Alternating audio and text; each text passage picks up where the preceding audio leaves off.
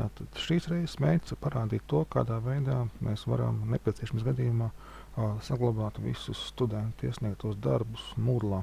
Respektīvi, ja mēs esam izveidojuši kādu nebūtu uzdevumu, tā kā tas ir šajā gadījumā, fotogrāfijas vai jebkura cita faila iesniegšana, vai arī vairāk failu iesniegšana, un gatavoties nākošajiem studiju gadiem, iespējams ir jēdzīgi, ir liederīgi saglabāt visus studentu iesniegtos darbus vienā piegājienā. Tātad šajā gadījumā uzklikšķinājām uz attiecīgā uzdevuma, meklējām, kur mums ir visi iesniegtie uzdevumi, tātad labi augšā stūrītī parasti.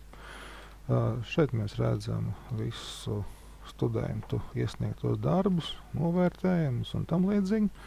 Nu, un šajā gadījumā, lūk, ja mums ir nepieciešams visus šos darbus saglabāt, tad vislabākā opcija ir lejuplādēt visus uzdevumus kā zip arhīvu, ko arī šajā gadījumā izvēlamies veikt. Nu, rezultātā tiek sagatavots arhīvs, kurš tiek lejuplādēts jau datorā norādītajā vietā, kurā atrodas pilnīgi visi faili, kurai šī uzdevuma ietvaros tika iesniegti.